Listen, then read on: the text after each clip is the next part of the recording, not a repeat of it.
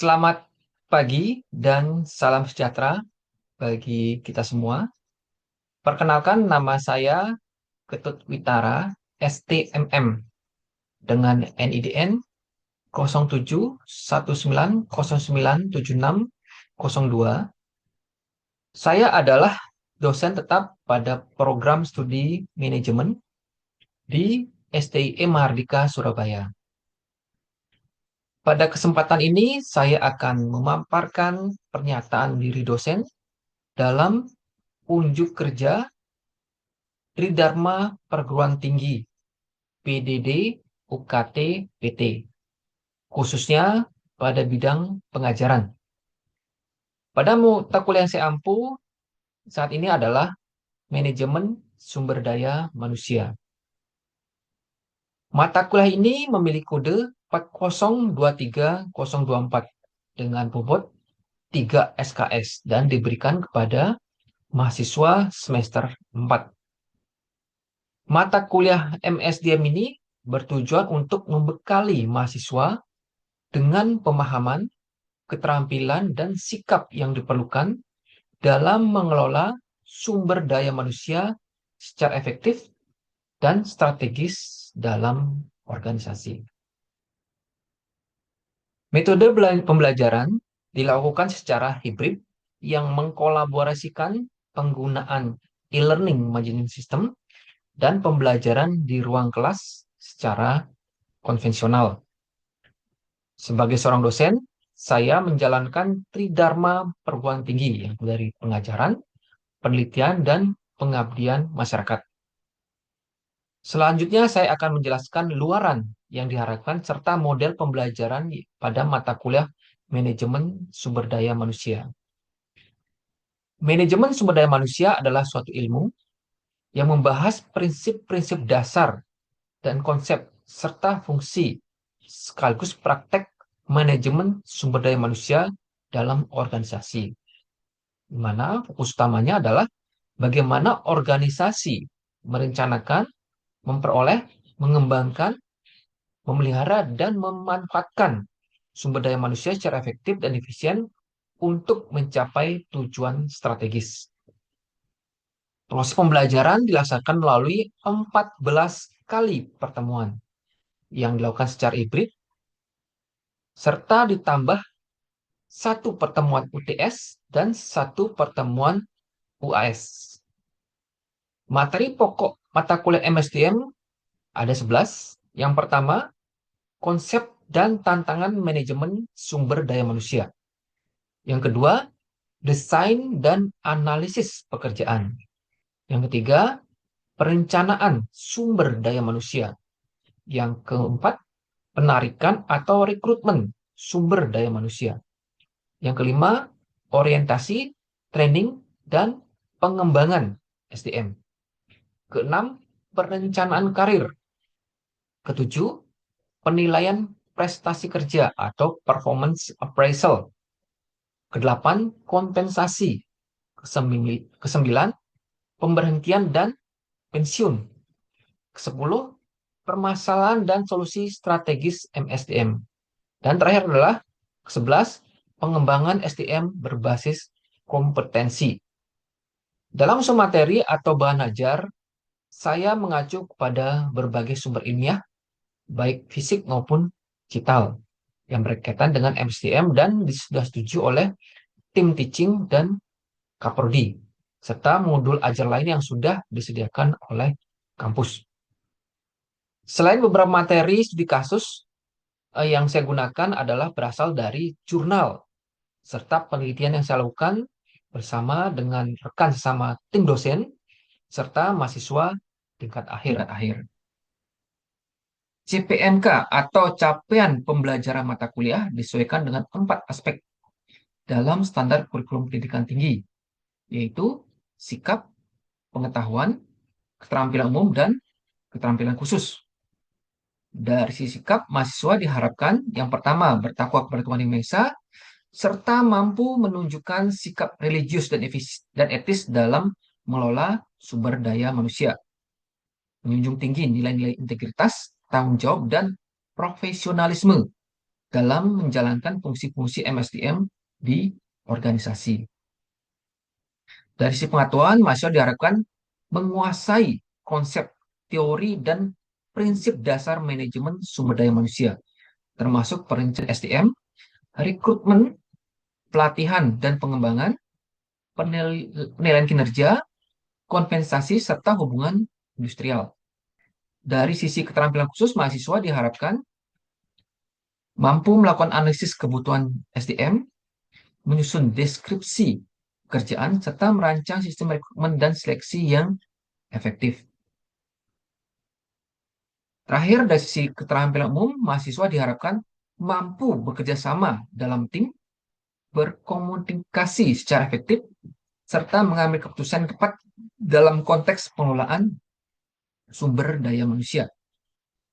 Dari keempat aspek tersebut, capaian pembelajaran mata kuliah atau CPMK pada mata kuliah ini dibagi dalam 7 CPMK, yaitu mahasiswa memahami konsep, fungsi, dan tantangan manajemen sumber daya manusia. Mahasiswa mampu menganalisis desain pekerjaan dan merancang perencanaan SDM. Mahasiswa memahami dan menerapkan proses rekrutmen, seleksi, serta orientasi karyawan. Mahasiswa mampu menyusun dan mengelola program pelatihan, pengembangan, serta perencanaan karir. Mahasiswa mampu melakukan penilaian kinerja dan menyusun sistem kompensasi yang adil. Mahasiswa memahami prosedur pemberhentian, pensiun, serta isu-isu strategis MSDM.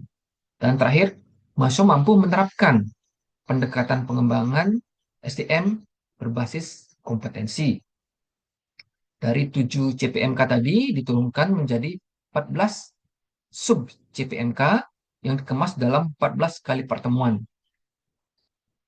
Untuk pemaparan materi ditambah satu pertemuan untuk ujian tengah semester dan satu pertemuan untuk ujian akhir atau UAS.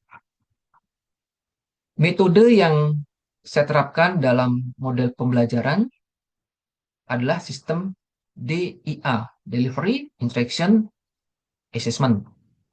Pada mata kuliah manajemen sumber daya manusia, aspek delivery diwujudkan melalui penyampaian materi dilakukan secara sistematis, dimulai dari teori-teori klasik hingga pendekatan kontemporer dalam pengelolaan sumber daya manusia. Proses pembelajaran dirancang untuk mengikuti perkembangan ilmu manajemen dan praktik manajerial terkini, termasuk topik-topik terbaru seperti digitalisasi HR, manajemen talenta, employee well-being, dan keragaman di tempat kerja. Materi disampaikan dengan mengintegrasikan kerangka konseptual dan aplikasi praktis, sehingga mahasiswa dapat memahami relevansi teori dalam konteks dunia kerja yang nyata. Yang kedua, penyampaian materi dilakukan secara hibrid, yaitu dengan tatap muka langsung atau luring dan tatap maya atau daring dengan menggunakan fasilitas Google Meet atau Zoom Meeting. Sementara itu untuk interaction difokuskan pada keterlibatan aktif mahasiswa dalam proses belajar melalui pertama, pemberian pertanyaan di saat proses pembelajaran atau di akhir pembelajaran, atau disebut juga dengan student center learning. Strategi ini bertujuan untuk menggugah pemikiran kritis mahasiswa, meningkatkan pemahaman konseptual, dan mendorong refleksi terhadap materi yang disampaikan. Saya, dosen, berperan sebagai fasilitator yang menstimulasi diskusi, memberi ruang bagi mahasiswa untuk mengemukakan pendapat, serta mendorong terjadinya dialog dua arah. Kemudian yang kedua, diskusi untuk studi kasus tertentu. Kita simulasi peran, misalnya berperan sebagai manajer HRD dan karyawan. Kita sebaliknya. Kemudian yang ketiga, kerja kelompok atau proyek dengan tema tertentu atau project-based learning.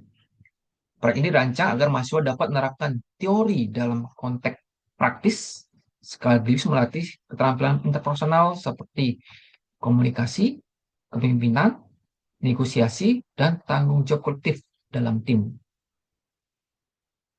Adapun pada aspek asesmen, evaluasi dilakukan secara transparan, mencakup penilaian formatif dan sumatif, baik melalui kuis, tugas individu maupun tugas kelompok, proyek terapan maupun presentasi. Yang tujuannya adalah mengukur capaian pembelajaran mahasiswa. Penilaian dalam mata kuliah itu dari tingkat kehadiran, partisipasi aktif, hasil proyek, kuis, tugas, serta ujian tengah semester, dan terakhir adalah ujian akhir semester atau UAS. Dengan bobot masing-masing berbeda, di mana bobot ini disampaikan dalam bentuk kontrak perkuliahan yang disampaikan di awal pembelajaran. Melalui pendekatan DIA ini diharapkan mahasiswa tidak hanya menguasai pengetahuan konseptual, tapi juga memiliki kemampuan analitis, strategis, dan praktis yang dibutuhkan dalam dunia kerja, khususnya dalam konteks pengelolaan sumber daya manusia yang diharapkan dilakukan secara efektif dan beretika. Selanjutnya, saya akan menampilkan video pembelajaran yang saya lakukan dalam pembelajaran tatap maya atau online atau daring, dan selamat menyaksikan, serta terima kasih. Oke, selamat siang semuanya. Salam Selamat sejahtera. siang. Eh, Hari ini kita akan mulai mata kuliah terkait dengan MSDM atau Manajemen Sumber Daya Manusia. Pada mata kuliah ini kita akan membahas terkait dengan pertemuan pertama, konsep dan tantangan manajemen sumber daya manusia. Jadi rekan-rekan mahasiswa hari ini, sebelum kita mulai, kita akan membahas terkait dengan hal-hal apa saja yang nanti akan mahasiswa bisa dapatkan selama proses dari eh, pencapaian pembelajaran mata kuliah MSTM ini. Yang pertama adalah mahasiswa memahami konsep, fungsi, dan tantangan manajemen sumber daya manusia. Kemudian dari sana akan muncul sub JPMK, yaitu mahasiswa mampu menjelaskan konsep dasar dan tantangan dalam manajemen sumber daya manusia. Nah, sebelum berlanjut ke materi berikutnya, silakan presensinya di-scan, barcode nanti akan masuk ke data siakat.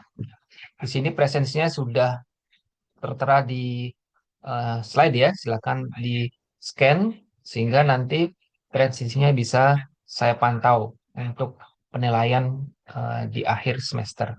Oke, silakan di-scan dulu.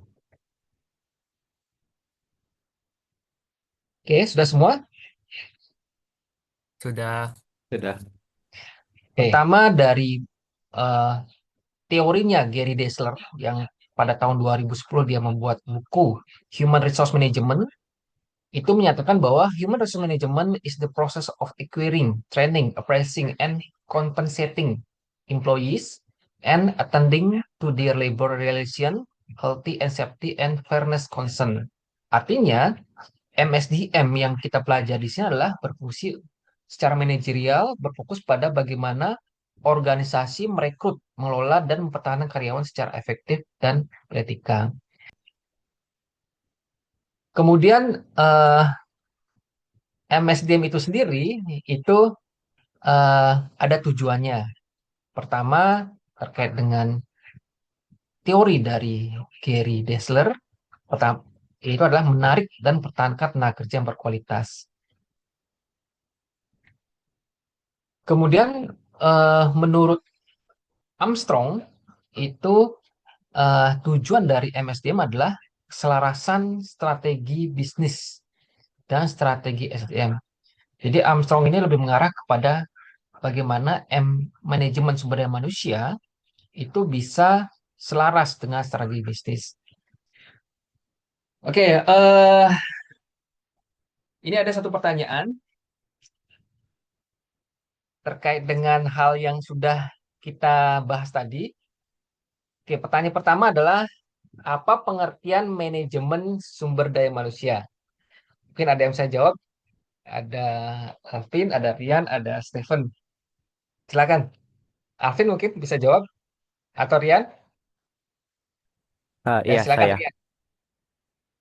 Jadi MSDM adalah proses perencanaan, pengorganisasi, pengarahan, dan, eh, dan pengawasan terhadap kegiatan yang berkaitan dengan pengadaan, pengembangan, pemberian, kompensasi, dan pemeliharaan tenaga kerja agar tujuannya organisasi tercapai secara efektif dan efisien. Oke, ada tambahan dari yang lain? Saya kira sudah cukup ya. Itu pengertian dari manajemen sumber daya manusia. Oke, saya lanjutkan. Fungsi MSDM. Jadi ada dua fungsi ya. Pertama fungsi manajerial, kedua fungsi operasional. MSDM itu manajemen sumber daya manusia.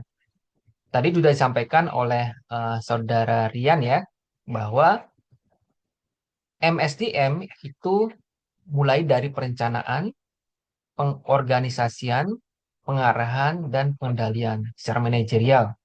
Jadi Anda kalau misalnya punya anak buah, kalau misalnya menerapkan MSDM, Anda harus bisa membuat perencanaan berapa jumlah orang yang Anda butuhkan, pengorganisasian, bagaimana Anda mengatur orang-orang secara struktur, kemudian setelah diketahui orang-orangnya, bagaimana mereka bekerja dalam bentuk pengarahan, kemudian bagaimana Anda memastikan bahwa pekerjaan yang mereka lakukan itu bagus dengan dilakukan pengontrolan dan pengendalian. Kemudian berikutnya fungsi operasional. Nah, di sini secara teknis ya, pertama adalah pengadaan tenaga kerja atau sumber daya manusia. Jadi kalau misalnya kita bicara terkait dengan sumber daya manusia, kita mulai dari proses perekrutan atau pengadaan. Kemudian berikutnya proses pengembangan, kompensasi. Kompensasi ini terkait dengan eh, benefit atau upah yang kita berikan. Pengintegrasian artinya bagaimana masing-masing eh, sumber daya manusia itu bisa bekerja bersama-sama. Pemeliharaan dalam arti bagaimana kita memastikan mereka bisa bekerja dengan baik, kemudian mereka bisa tetap bekerja di perusahaan kita, dan mereka tidak mencari tempat kerja di tempat lain. Dan terakhir adalah pemutusan hubungan kerja. Pemutusan hubungan kerja merupakan hal terakhir yang kita lakukan kalau misalnya secara kinerja, secara kompetensi, sumber daya tersebut bermasalah. Oke, pentingnya MSDM. Jadi peranan MSDM dalam menjalankan aspek sumber daya manusia, harapannya semua perusahaan atau organisasi bisa mengelola sumber daya manusianya dengan baik. Yang pertama terkait dengan melaksanakan analisis jabatan. Jadi seorang yang mengelola sumber daya manusia, dia harus bisa melakukan analisis jabatan. Artinya apa? Dalam suatu struktur organisasi pasti ada jabatan paling rendah dan sampai dengan jabatan paling tinggi. Bagi fresh graduate biasanya itu posisinya adalah entry level atau jabatan eh, staff yang biasanya pada saat mereka melakukan interview, mereka akan diberikan gambaran terkait dengan eh, jenjang karir. Nah, bagi seorang pengelola sumber daya manusia, dia harus bisa membuat jenjang karir tersebut, termasuk juga melakukan analisa jabatan pada posisi perusahaannya saat ini. Misalnya perusahaan yang membutuhkan staff sekian orang, supervisor sekian orang, manajer sekian orang. Nah, ini dia harus bisa menganalisis. Kemudian apabila setelah dilakukan analisis jabatan termasuk juga melihat beban kerja dan ternyata dibutuhkan tenaga kerja, makanya maka dari itu dia harus bisa menentukan dan merencanakan kebutuhan tenaga kerja. serta merekrut calon pekerja. Nah, calon pekerja yang direkrut nanti harus dilakukan seleksi kait dengan kompetensi apa yang dibutuhkan. Setelah seleksi, kemudian diberikan pengenalan dan penempatan pada karyawan baru. Artinya, pada saat mereka diinterview eh, dan seleksi dengan baik, dia juga diharapkan mengenal terkait dengan pekerjaan apa yang nanti akan dia handle atau dia akan pegang. Kemudian berikutnya adalah menetapkan upah, gaji, dan cara memberikan kompensasi. Nah, rekan-rekan semua di sini, setiap orang tujuannya bekerja adalah mendapatkan upah atau gaji, termasuk kompensasi lain yang diberikan, benefit atau tunjangan. Nah, ini sangat tergantung dari resiko pekerjaannya. Semakin tinggi resiko, upah, gaji, kompensasi itu semakin tinggi. Resiko bukan hanya resiko keselamatan, tapi juga resiko jabatan. Jadi terkadang beberapa posisi terlihat santai, tapi kalau misalnya ada hal kegagalan dalam suatu proses, dia bertanggung jawab, bisa jadi dia akan terkena perdata atau pidana. Pertanyaan kedua, ini pertanyaannya adalah untuk memastikan mahasiswa bisa memahami mata kuliah yang tadi saya sampaikan ya. Ini ada pertanyaan kedua, yaitu apa tujuan utama dari MSDM? Ya, silakan. Mungkin ada yang bisa bantu menjawab. Silakan, Eh, Mohon izin Alvin. menjawab. Ya, silakan. Oke, baik. Terima kasih atas waktunya. Jadi, untuk tujuan utama dari MSDM itu adalah mengelola manusia sebagai aset organisasi secara optimal agar dapat memberikan kontribusi maksimal dalam pencapaian tujuan perusahaan. Sekian dari jawaban saya. Oke, terima kasih Saudara Alvin. Jadi sudah benar ya terkait dengan tujuan utama dari manajemen sumber daya manusia. Nah, kalau kita berkaca dari kondisi saat ini bisa kita lihat tantangan MSDM periode-periode akhir ini ya. Yang pertama terkait dengan perkembangan teknologi dan digitalisasi. Rekan-rekan pasti mengetahui bahwa perkembangan teknologi dan digitalisasi sudah cukup pesat ya, terutama teknologi AI, Artificial Intelligence. Otomatisasi sistem HRS mengubah cara kerja dan menuntut SDM yang melek digital. Jadi digitalisasi HR di mana absensi dibuat digital, kemudian penilaian kinerja dibuat digital atau ada programnya, itu semua dibuat secara otomatis ya. Harapannya bisa terdeteksi semua. Nah, apa fungsi pengelola SDM adalah memastikan bahwa perubahan-perubahan ini bisa diadaptasi. Jadi jangan sampai eh, perusahaan-perusahaan sudah mulai mengarah pada teknologi baru, tapi mereka sendiri masih manual ya.